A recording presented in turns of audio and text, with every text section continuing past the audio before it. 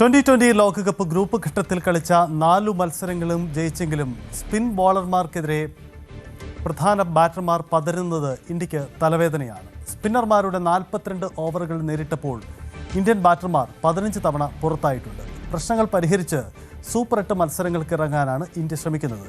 ഏറ്റവും നിർണായകമായ സൂപ്പർ 8 പോരാട്ടത്തിന് ഇന്ന് അഹമ്മദാബാദിലെ നരേന്ദ്രമോദി സ്റ്റേഡിയം സാക്ഷ്യം വഹിക്കും. ദക്ഷിണാഫ്രിക്കയാണ് എതിരാളികൾ.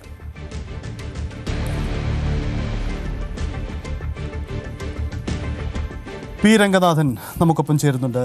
ശ്രീ രംഗനാഥൻ, 2024 ഫൈനലിൽ ദക്ഷിണാഫ്രിക്കയെ ഇന്ത്യ പരാജയപ്പെടുത്തിയ ഫൈനലിന് മറുപടി നൽകാനുള്ള അവസരമാണ് ദക്ഷിണാഫ്രിക്കയെ സംബന്ധിച്ച്. യഥാർത്ഥത്തിൽ ഇന്ത്യ തികഞ്ഞ ഫോമിലാണ്. എന്ത് പ്രതീക്ഷിക്കണം ഇന്നത്തെ മാച്ചിൽ? ഇന്നാണ് ഒരു ഫൈനലിന്റെ പ്രതീതി എന്ന് നമുക്ക് പ്രതീക്ഷിക്കാം. കാരണം രണ്ട് ടീമുകളും ഒരു തുല്യ ശക്തി, അതാണ്. പ്രത്യേകിച്ച് സൗത്ത് ആഫ്രിക്ക അവരുടെ ഏറ്റവും മികച്ച ഒരു ടീമാണ് ഇപ്പോൾ ഉള്ളത്. മക്രം നയിക്കുന്ന ടീം. അത് മാത്രമല്ല, അവരുടെ ബോളിംഗ് അറ്റാക്ക്, നോർക്കെ ആയാലും റബാഡെ ആയാലും ഏറ്റവും മികച്ച, ജാൻസൺ ഉൾപ്പെടെയുള്ളവരുടെ ആ ബോളിംഗ് അറ്റാക്ക്.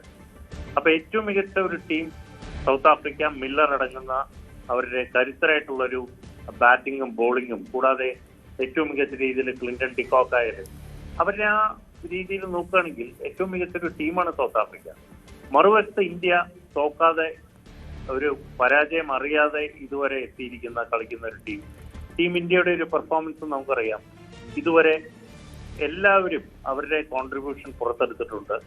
അപ്പൊ ടീം ഇന്ത്യയും അവർ കരുത്തരാണ്. ബുംറ അടങ്ങുന്ന ബോളിംഗ് അറ്റാക്ക്, കൂടാതെ സ്പിൻ കരുത്ത്, അതാണ് എടുത്തു പറയേണ്ടത്. അപ്പൊ സ്പിൻ കരുത്തും വരുൺ ചക്രവർത്തി അടങ്ങുന്ന സ്പിൻ കരുത്തും, കൂടാതെ ബാറ്റിങ്ങിൽ എല്ലാവരും ബാറ്റ് ചെയ്യുന്ന ഒരു ടീം.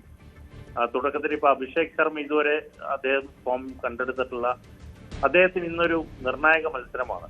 കാരണം ഇന്ന് ഇഷാൻ കിഷനോട് ചേർന്ന് നല്ലൊരു തുടക്കം, കൂടാതെ ഇന്ത്യയുടെ മറ്റുള്ള ബാറ്റർമാരെല്ലാം തന്നെ സൂര്യകുമാർ യാദവ് അടങ്ങുന്ന ബാറ്റിംഗ് നിര, കരുത്തരായിട്ടുള്ള ഒരു ടീം ഇന്ത്യയാണ്.